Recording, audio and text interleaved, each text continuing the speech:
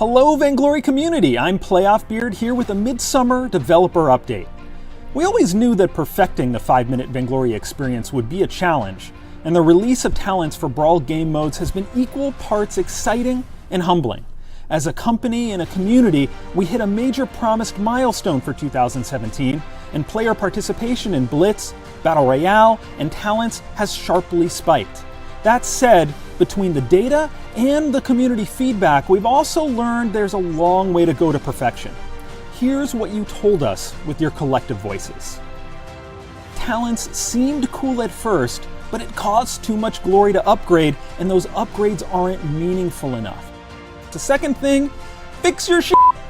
While you were focused on getting talents out the door, other aspects of the game experience felt neglected. Frame rates in Brawl game modes cratered on some devices, game crashes rose from nowhere, lag worsened. Players in Southeast Asia in particular have been screaming from the rooftops about these issues and others such as in-game chat stability, but they are not alone. And third, why? Matchmaker, why? I cry. Matchmaker having a sad, as Zekent would say. As we've said many times before, this game belongs to all of us, together. And when you speak with one voice, we will listen. As a result, we've scrapped our planned Update 2.7 release entirely and pushed back the release date. This will allow us to pour ourselves into these problem areas. All right, here are the concrete steps we're taking now. We just released Update 2.6.1 as an optional download. This update dramatically improves frame rates in Brawl game modes on devices that were struggling. Major network upgrades are coming. Local servers will roll out to public match modes beginning in Australia, and the difference in latency for players in Australia should be immediate and obvious. When we see that this technology is working and having the desired impact, we'll look to thereafter roll out the same capabilities throughout Southeast Asia, Europe, and the Eastern United States in the coming months. Algorithmic matchmaker improvements will take effect in Update 2.7, especially focused on improving duo queue matchmaking quality. This is specifically for duo queue. Essentially, the matchmaker will be much more picky about acceptable matchmaker pairings when placing a solo queuer with a duo party on each team. This follows our Update 2.6 matchmaker changes to make matchmaking overall more fair and shorten queue times when possible. Update 2.7 will now focus on quality of life improvements and talents rebalancing. This is a change from what we originally intended to do with Update 2.7. Included will be 2 of Southeast Asia's most reported pain points: in-game chat instability and match accept instability that's causing false LPQ warnings.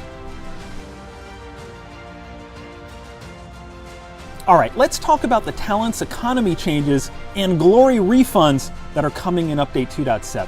So we made talents glory-based because we wanted it to be a progression system for everyone. But based on the feedback we've received, players are hitting a brick wall on progress at early upgrade levels, especially those playing free.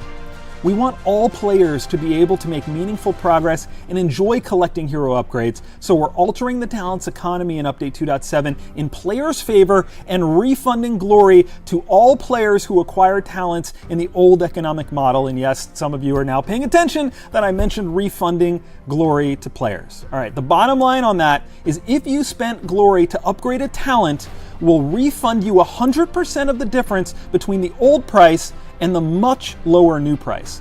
These are substantial glory upgrade cost reductions that are coming. For example, if you upgraded a rare talent to level 5, you spent about 1,950 glory on it. Audienders can check my math on that. With the reduced costs, you'll see a refund amount of 1,665 glory in Update 2.7. So you spent 1,950, you're going to get 1,665 back. This is very substantial discounts in the glory costs for upgrading talents. We hope these cost reductions make talents much more accessible to all players and Brawl game modes more fun as a result. All right, let's talk about this talents rebalancing.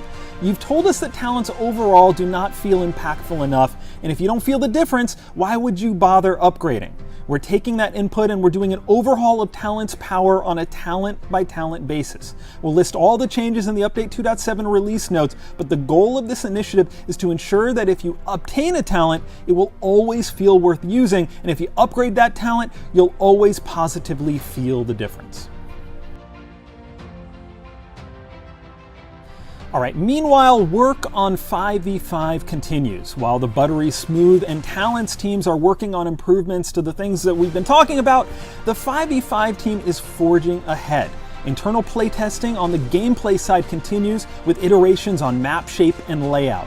Meanwhile, Chainsaw's crew is developing the overall 5v5 art direction with concepts on turrets, monsters, and jungle camps, and all other things imaginable.